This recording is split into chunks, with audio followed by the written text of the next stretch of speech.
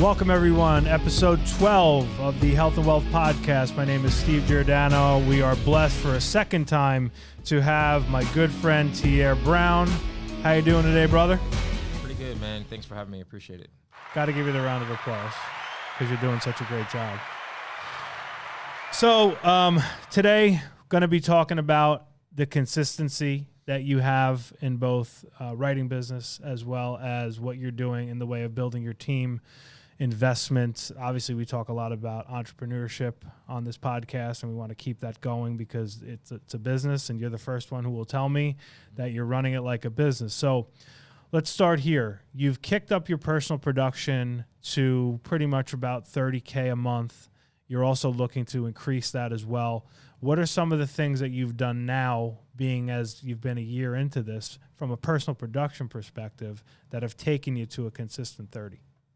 I think first off, it starts with having a realistic budget for leads.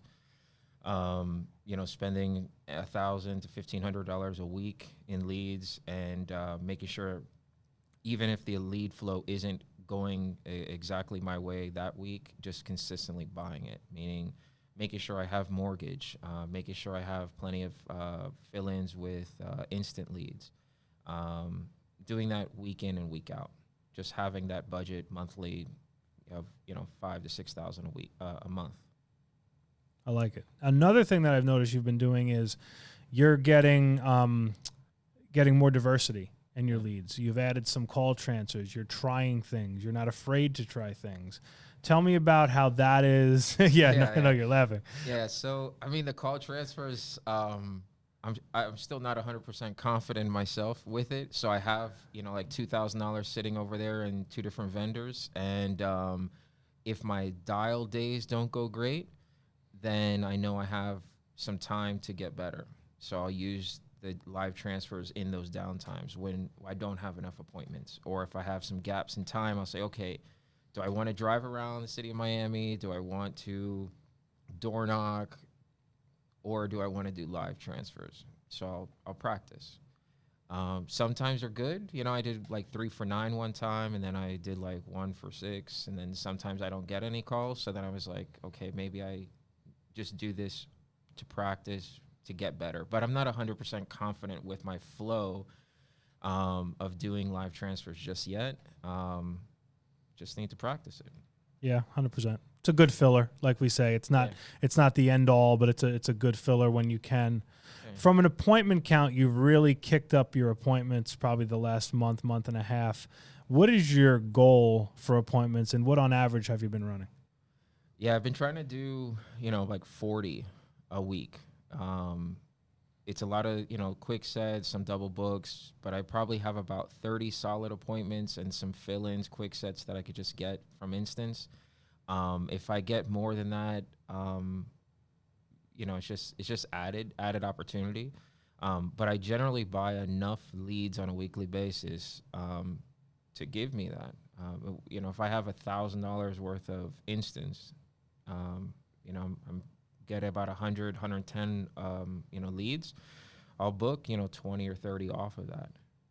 And then everything else that comes from prior weeks, activity, whether it was door knocking, whether it was referrals given from a prior client, that just all kind of adds on top of it. So every week it's 30 minimum, but I'm really shooting for 40, 45 a week.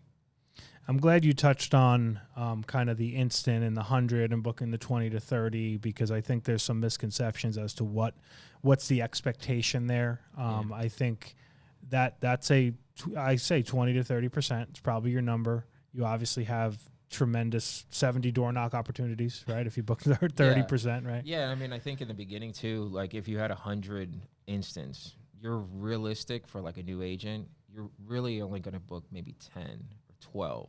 And then as you get better on the phones and you start, saying, like I say all kinds of stuff to get into people's homes, policy reviews, or, that's why I'm calling you. I just have to review your policy, all kinds of stuff. You get extra appointments just by getting a little better on the phones. So in the beginning, 100 would only get me like 8 or 9. I just knew I had to dial more to get better, to find out a way to get into somebody's home. Yeah, you just said something that I wanted to talk about. You've done a really good job of getting yourself better, like you said, to getting in the houses more. We've had some posts in Slack for both yourself and other people on the team, policy reviews. Walk me through when you throw in the policy review line in that phone script. Yeah, so I mean, with instance, a lot of times, you know, our clientele will not get their answer when they are looking for that quote, let's say. Or, you know, so they'll fill out another request. And in that time that we've purchased the instance, they've probably already talked to somebody. They were told they couldn't get something. They were told the pricing. They may have even got something. So usually what I'll say is like, oh, that's the reason for me calling. I'm a field underwriter. I'm really just calling to make sure you got the right risk class. And they're like, what is that? I'm like, well, do you know if that's the best that you can qualify for? No. Okay, cool. Then what we'll do is a policy review. I'll go over there. It still takes about 20 minutes. Now, being very transparent, when I get to the house, I don't remember that it was a policy review sort of appointment. I treat it like every other appointment until they say, oh, would you like to review my policy? Then I go, oh, wow, I guess so. And then I'll kind of talk about it. But most of the time it doesn't even come up, or they'll say at the end, okay, so I'm going to keep your policy. Do I just cancel out the other one? And I go, oh, wow, that was a policy review. I should have wrote that comment down. But sometimes when you're running 40 appointments, like I keep everything on an Excel spreadsheet. I put it on my calendar. Sometimes I don't put those comments like, you know, PR for policy review or quick set. I'll just forget. But try to stay focused with that, yeah. See, I love that because I think a lot of times new agents, they don't book enough appointments, number one. And then what they do is they call their upline and they're trying to psychoanalyze the one appointment that may or may not be home. What product? What do I do? Where do I go? You're focused on the appointments, and then it's like every appointment you just treat like it's just whatever. Mortgage, final expense. What is the difference? It doesn't matter. It doesn't matter. And I honestly don't even think about the client until like I know the route that I, you know, put in for that day. I know which houses or which areas I'm going to, but I don't even know the client's name until I'm about to knock on the door. Like I knock on the door, I flip open my phone, I say, okay, I'm looking for Ms. Williams. Okay, cool. And then that's it. That's when I focus on this is the client. Because there's no point in prepping, you know, the day before and all this, you know, there's no point because you may not even spend any time with her. She may no-show you. She may reschedule or whatever. It's just, I'd rather use any time that I have free in other activity. Yeah, I love that because you're completely focused on the activity and the appointment count and let the chips fall where they may. Because the fact of the matter is every week, your percentages of things happening to you are probably your percentages. Your percentages of no-shows are what they are. Your percentages of no sales are what they are. And then your percentages of people that are just flat out ready to buy insurance. And you didn't have to waste all that time prepping. Yeah, I mean, I think it goes back to like, I mean, you said it early on, just run the appointments and everything will make sense. And I kind of think of it like for every 15, you have 5 that are going to buy, 5 that are going to be maybes. In the beginning, you really suck at the maybes. You get better as it goes on. Like, I mean, I think we talked about it a long time ago, but like when people would tell me in the beginning, like, oh, we got to think about it. Oh, I'll call you back. I was so excited, like, and I would leave the house because I was ready to get out of the house too. But I was so excited. Oh yeah, they're gonna call me back, and they would never call. And then I would call, and they would block me. Then I would door knock them, and they'd be like, "Why are you here?" I'm like, "Well, you didn't call me back, so I'm here." Oh, we went with somebody else. And I was like, "Why? Why didn't you just tell me that?" So now with those maybes, I just tell them like, "You're not gonna call me back. It's not gonna be, you know." It's not going to be me that's worried. It's your beneficiary. Remember Sandra, who you wrote down as your beneficiary? You know, or I'll say things like, you know, I've been called a lot of things, but getting called back is not one of them. You know, and then I'm writing that one down. So they'll either tell me to sit down or throw me out. Yeah. But that's okay because I probably wouldn't hear back from you anyway. Yeah. So I'm just very more direct with it. Definitely this since February, I think. And then there's always going to be like 5 people that weren't going to buy insurance anyway. So so that's based on 15. Well, what if you did it based on 30 or based on 40? I'm just going to run into more yeses. Yeah. One thing that you do amazingly that I am not good at whatsoever is your emotionality. And I think it's gotten even better over time because you're booking more appointments. So you're like, yeah, I didn't sell it. Like, next. Yeah. How do you manage your emotions to keep yourself so even keel? I mean, it's a little bit of self-talk. Like, when I get back to the car, I kind of think like, oh man, I should have gotten that one. Maybe I didn't explain this well enough. And then I might make a little note on that appointment, like kind of replay it back in my head, like as I'm driving to the next one, like make sure I don't oversell, a term, or don't oversell a whole life, oversell what you can get. Yep. But it's easy to kind of fall into that sometimes when you think a client could qualify, but then they, drop on your head like, they just, they have asthma or something, and you forgot to ask that one thing. So I always just kind of focus on like the foundational things. Like I got to make sure I go through everything that's on that financial inventory sheet, especially the health stuff. Don't skip anything on there. Just be more, diligent with that. But honestly, I mean, it is a mental game throughout the day. But when you look at your calendar and there's a lot of green spaces, I don't think about the white space at all, or bad appointments. Don't have time. Now, talking to that, you're building a team, you're getting some good traction, headed to VP, definitely going to be there, I think, by the end of the year. What are some of the things that you're doing with your agents now? Because you have a lot. Number one, we'll start with your staff. So you have a recruiter, correct? Have a recruiter. Should have a second recruiter in the next couple weeks. So have a recruiter. What now is making you in your head saying, hey, man, we got a recruiter, we got a good one, I want a second one? Honestly, so, I mean, I think we just want the volume. I think adding a second recruiter is going to be, maybe not double the volume, but maybe 1.5 times the volume, and give at least my first recruiter some ample time to kind of do some touch points with my other agents that are out there. Because right now, recruiter recruits, they go through the process, they only have me. Yeah. And that's a lot of touch points. So I want to make sure the team has enough support at all times, besides a WhatsApp chat, besides all of these different avenues, that they have another human they could talk to. So 1.5 recruiter and 1.5 of me, kind of, or 1.25 of me out there to support them. So somebody gets started with you.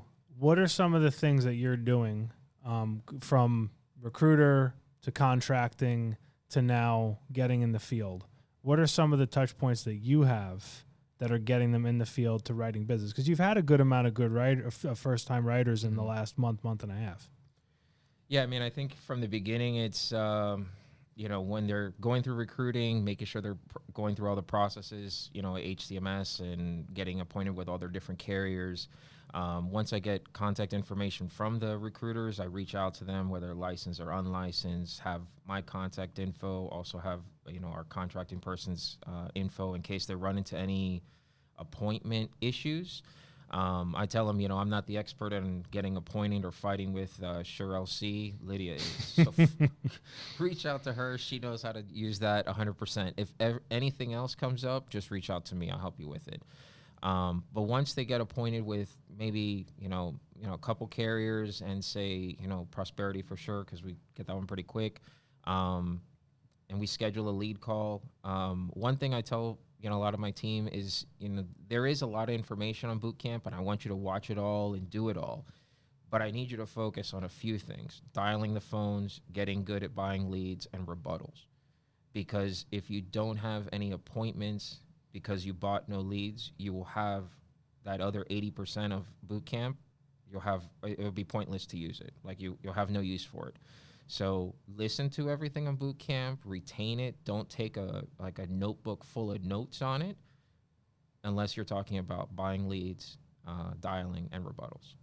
Yeah, I like that. So you're getting them set up for success, doing the leads calls, getting them on the phones, getting them on the live dials. What is it looking like in some of those agents, like first week getting in the field? I know, like, you just had a new writer on like Saturday in Nevada, reaches out to you.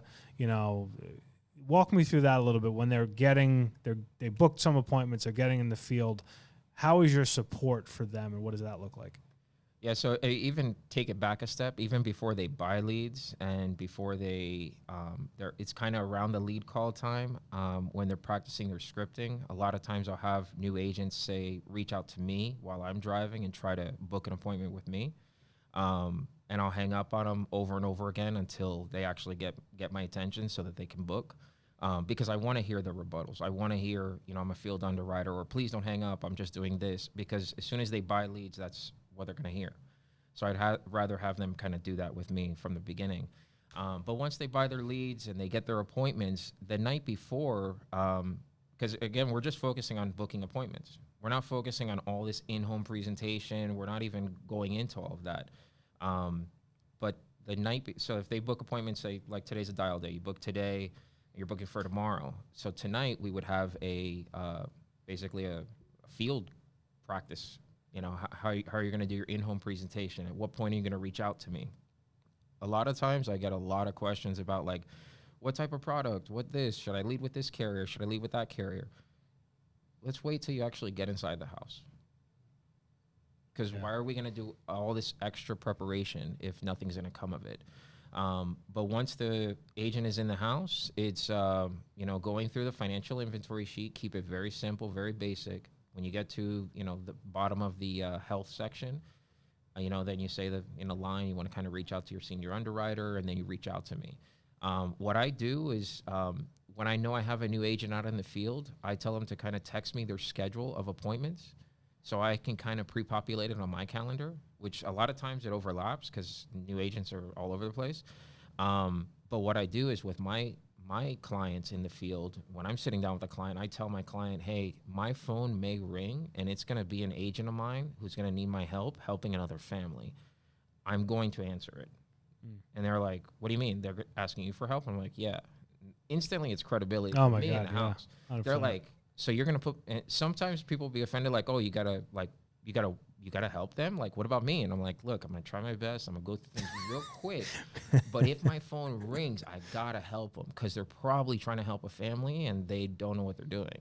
Oh, okay, cool. All right. And instantly it's credibility. I could say anything and they're already like, and what will happen is an agent will call me in the house and I'll put that agent on speakerphone. My client is hearing it. Yeah. And I'll kind of talk about it and, tell them, whatever product or why, give them bullet points. And the client is like, wow, okay, you kind of know what you're talking about. Like, I can trust you. So I don't need to, add any fluff to it. It's very direct in my in-home presentation, but it helps the agent kind of move forward also.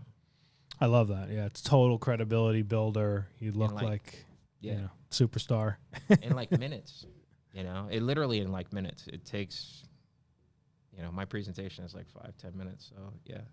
When you run 40 appointments, you kind of have to be pretty direct. Yeah, can't exactly do hour-long presentations with PowerPoints when you're running 5 to 10 minute appointments. Yeah.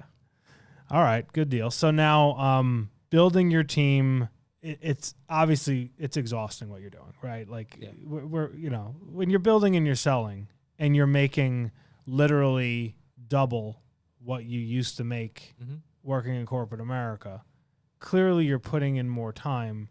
But clearly you're also seeing the rewards and the fruits of your labor now being here about a year. Oh, yeah. Yeah, I mean, it's definitely exhausting, but it's not looking at like, monthly, am I looking to net, 10, 20, 30K? It's like, okay, if I'm making enough to, pay my recruiters, pay my staff, pay my bills at home, and move forward every month and grow and add more people to the team, on my business side of the world, add another recruiter, add more staff and be able to pay for them, but also add more agents out to the field that are moving and shaking and, doing what they need to do to kind of move forward. I'm winning. At some point later on, if I continue with this activity over and over, month in, month out, I'll definitely see more reward, but it's not the highest on my priority list right now. The priority list is, make sure I have enough to cover my expenses, cover my bills, and grow. Yeah. And I want to go over that because we talked about it before we got on. We like to be transparent. Obviously, it's a business, need to be profitable. And what's really cool is you get it, you understand it, you have no problem understanding we're running it like a real business. Let's talk about your lead spend, your recruiter spend, paying your bills, and what you're left with to then reinvest. So you wrote 30, and your lead spend was what? Lead spend last month was like 5, let's say 6. Okay, so $6,000 on leads. Recruiter and recruitment budget is about what? It's like 5. So 5. So now we're at 11. 11. Wrote 30. Obviously over 100%. 9-month advance. What would you say is your chargeback percentage? It's fairly low. I mean, yeah, people like you. Yeah, they don't. But it's fairly low. I'd probably say like less than 10%. Wow. I don't get a lot. 15% of other people don't like me, and that's why mine's 25. So stick with yours. So, all right, so 10%, and then, other expenses. I mean, obviously gas, whatever. Yeah, I mean, maybe like another 5 or 6 in like personal expenses, let's say, like, home bills and stuff. But that's about it. So at the end of your month and paying everything and making what you made and paying a mortgage, yeah, two kids, wife, yeah, how many pets? 2 pets. 2 pets. They're not cheap. You netted about what after all of that? I mean, last month I think it was like 8 or 9 grand clean, maybe 10 clean. Okay. Is it safe to say, and obviously overrides teams doing about 100-ish on your way to 150, whatever. Yeah. Safe to say you're a lot more comfortable than when you were doing government contract. Yeah, no, I mean, in corporate America, I would, make 10 grand, but I had all these expenses. So you think about it, like now I pay everything and I still have a profit. Right. So it's just capital. So that's, I mean, for me, that's, if you're looking at it as a business, you have to build up enough capital, spend it, use it, so it kind of come back to you later, and it'll continue to kind of build and grow. But that's why it's so important. I mean, I know you've preached it to us from the beginning, is like, write 30K, write 30K, write 30K. And, well, I'll struggle to get there. But once you're there and you do it for a couple months in a row, you literally never look back because your capital and your cash flow is just unreal. Yeah. And it just, it opens avenues for everything else. If you want, like, hey, I can buy more leads, I can buy a recruiter, I can have more of this and more of that. You could drop more mortgage in 2 or 3 other counties, right, just because you want to see what comes back later. You just have more capital, so you're able to invest it wisely and invest in staff, which will then, on the back end give you, more. Yeah. And another thing that I don't think we talk about enough, you've been at FFL, it's been over a year. Yeah, it's been about a year. Okay, so now back end money, which I think is something that like people like forget because everybody's like struggling in the first 9 months. I got to survive. I got to get through it. I got to get through the advance. Now you're getting the back end money. Yeah. So how does that kind of look for you, and how does that feel when you get like, oh, here's a deposit of $300 just that you forgot about? Well, yeah, no, like even this morning, like I was expecting some policies from Friday, Friday Americo stuff, but then I had like an extra $1,700 or something back end money, and I was like, where is that from? And then when I logged in, I was like, oh, these are all month 10s. I was like, oh, I can't wait to see this next month, if I don't have my 10% chargebacks, Yeah. But even then, that helps that, But the first 9 months of this business is the hardest, by far, because you're dealing with, you're not going to necessarily build enough capital. Maybe you do. If you have some breakout months, where you do 30, 40, 50K, you might. But you're going to be dealing with chargebacks and, getting better and all of that. But once you get over that hump and you start getting that extra, back end 10, 11, and 12, they do come in handy. Like, even if you don't see the cash flow, you see it help you against a chargeback or something. And to me, that's like a huge positive. It used to stress me out big time, chargebacks, big time. But now it's just part of it. Yeah. Yeah. It's the percentage. The percentage is, your percentage is very good. And then, we're at the end of the year. You're going to get an Americo bonus. Yeah. So what do you think roughly your Americo bonus should be? It's like maybe $5 or $6 grand. All right. So it's just $5 or $6 grand that, you're going to get. You producer bonus now, every month. I think the $500 on 30 grand. Yeah. So if you're writing 30, anybody out there, $500 right there. And then you're sniffing VP. So now we're talking 2,500 on a minimum VP bonus that you'd get monthly. So talk to people about how, if you're not building a team, you're just literally just watching money fly out the door. Yeah. I mean, you're leaving money on the table. I mean, besides the fact that, we get to help out a lot of agents and help them grow and all of that. And you really just, from the beginning, you should really look at this as a business and run it as such, but building a team and, just if you take a look at like friends that that are probably working twice as hard as you are in some regards, like at a job that will get them nowhere and they'll probably be there forever, why wouldn't you share the opportunity with them? I've had some friends of mine that are, public adjusters and different things, and I've shared it with them because I see how much they work. I see that they grind out on Friday, Saturday, Sundays, and now they're in school and they're really taking it serious. It took them some time to kind of look at me and say, "Oh, wow, you can do it. Like, you can do this. You don't even sell anything." I was like, "I know. I just sat in an office for 10 years, for them to see that they can actually do it. But it can definitely change people's lives. But building a business, yeah, it's just compounding, and, I'm not looking at the 2,500 or minimum from the VP bonus as, oh, I'm going to put that in my pocket. I'm looking at it like, oh, I can add another staff person. I could accelerate this even more, and it won't impact me financially. But even if I did, I would still just do it. Yeah, I saw this thing yesterday online. I don't remember who posted it, but it was you don't have income if you have earned income. You have income if you have passive income. And I think that really spoke to me because I'm like, yeah, you know what? Like, cool. We can all go out and write insurance. We're going to do it. And we can use the money to fuel the business, share the amazing opportunity, and create this passive income and this different lifestyle. Right.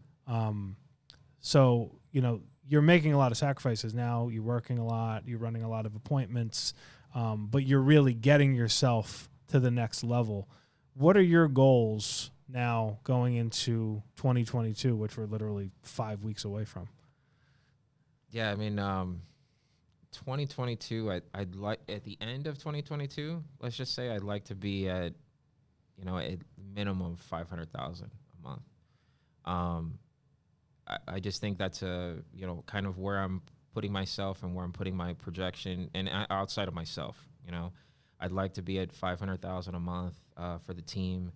More so, I'd like to have, like at least 3 or 5 of me under me, like people that really want to build but are able to either one, build without selling, or sell enough to then build. I think you have a couple different models within FFL. Joe Basso, a great example. If I could find a couple guys like him that want to grow with me, that would be great. But also, it doesn't take a Joe Basso. It takes a guy who's just consistent every single month, writing 20 to 30K, who can invest a little bit into a recruiter that will help them build. So more so for me, I just want to have a couple layers under myself. Yeah. Yeah, that's definitely the part of it, trying to find, as many of you, or at least people that'll do, a half of what you do, something, or like an eighth, like I tell everybody on my team, like, we all don't need to be $1 million producers. We need to be like $250,000. Yeah. If you're a $250,000 producer and you do that for a couple of years, you'll be good for the rest of your life. 100%. Awesome, man. Well, appreciate everything you're doing. I think you're definitely on your way to a lot of big things for the rest of this year. I know you talked to me. You want to write 50K, 50K. In December. Yeah, we'll see. Definitely do it. Yeah. And one thing we'll talk about as we just wrap this up real fast is, the holiday time, right? We just came off of Thanksgiving weekend. You went out and wrote, $5-6 grand, whatever it was. didn't probably have a crazy ton of appointments like myself. I didn't either. Yeah. But the holidays are awesome because even though people will give you excuses as to, oh, I can't meet January, whatever, you can double down on your lead flow. You can have a strong December, and then you can have all those people in your pipe for January when it's time to do it. So tell me a little bit about how you're going to attack that kind of holiday, fourth quarter, last month here. Yeah, so even like starting last week, I said, okay, I'm going to double my lead expense for the month of December, probably December, January. I just want to really, to be fully transparent, I just want to build up enough capital. So like if February comes and I want to maybe take a weekend off, I could, and I won't think about it. But I just want to have enough lead flow, period. So I reached out to different vendors for different types of mortgage, different things. I already got those in place. Instead of doing like single drops that I usually do, I'm doing double drops or, just getting more. Looking at CRM all the time, looking at any other types of leads I could just get a hold of. So maybe this month, if I have to spend 10 to write 50, I'll still be okay.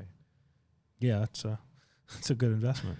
Yeah. Anybody who's going to 5 times their money, I mean, I think you'll be all right. Yeah, it's not bad. So it's not bad. That's your famous line. It's not bad. All right, my man. So great to have you on. Great to work with you. And I really look forward to seeing what you're going to be doing in 2022. And I think it's going to be a stellar year just for you, for FFL. And everybody out there, get registered for the convention, fflconvention.com. It's going to be off the chart, huge, right down here, Lone Depot Park in Miami. And I appreciate all you do, my man. Appreciate you having me. Thank you. You're all right, bud. Be good. All right.